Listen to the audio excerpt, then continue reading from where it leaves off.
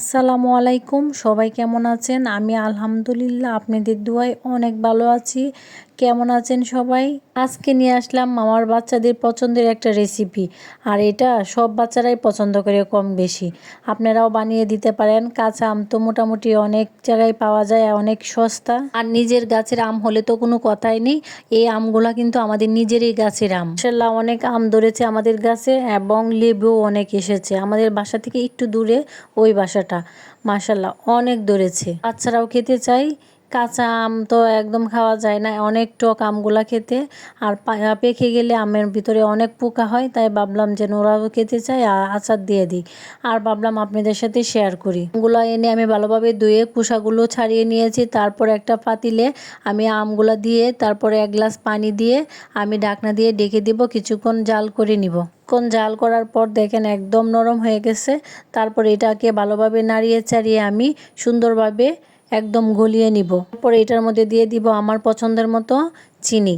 আপনারা পছন্দ মতো চিনি দিবেন। এটা তো অনেক টক, তাই আমি একটু বেশি পরিমাণে চিনি দিয়েছি। ফুড কালার না দিলেও হয়, কিন্তু আমি কাঁচা আমের আচার বানাবো তো আর ভিডিও বানাবো, তাই একটু সুন্দরের জন্য আমি একটু ফুড কালার দিলাম। তারপর একটু মরিচ ভেজে তারপর গুঁড়া করে এটার মধ্যে দিয়ে দিলাম। আর দিলাম বিট লবণ। এগুলো দিয়ে আমি ভালোভাবে নাড়িয়ে চাড়িয়ে আরেকটু জাল করে নিয়ে তারপর পাতিলটা নামিয়ে রাখলাম। তারপর একটা ডিশের মধ্যে তেল মাখিয়ে হাতে দিয়ে ভালোভাবে পুরাটা ডিশ মাখিয়ে নিলাম তেল দিয়ে। তারপর সিদ্ধ করা আমের মিশ্রণটা আমি এখানে দিয়ে আস্তে আস্তে করে সবটা জায়গায় একদম পাতলা করে দিয়ে দিব।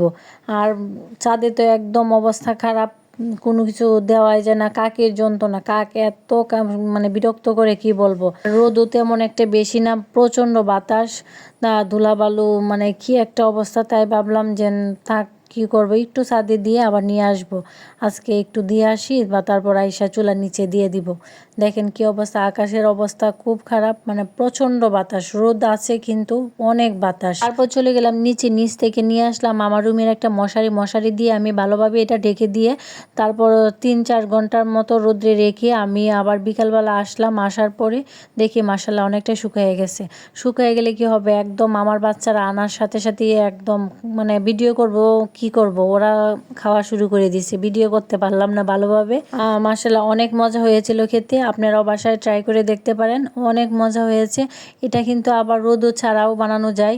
আপনি যদি এটা দিয়ে চুলায় দিয়ে দেন তাহলে অনেক মজা হয়, তাড়াতাড়ি শুকিয়ে যায়। পাতলা করে আপনি একটা ফ্রাই প্যান বসিয়ে তারপর এটার উপরে আপনি যেটার মধ্যে বসাবেন এটা দিয়ে দিবেন, মানে বেশি সময় লাগবে না, তাড়াতাড়ি হয়ে যাবে। আমি এটা দিয়েছিলাম চুলার নিচে, এটা অনেক সুন্দর হয়েছে, অনেক সুন্দরভাবে শুকিয়ে গেছে। এটা পাতলা করে দিয়েছিলাম, এটাও অনেক মজা হয়েছে খেতে। ঠিক আছে, সবাই ভালো থাকবেন, আমার জন্য দোয়া করবেন আর আমার ভিডিওতে সুন্দর সুন্দর কমেন্টস করবেন। আল্লাহ।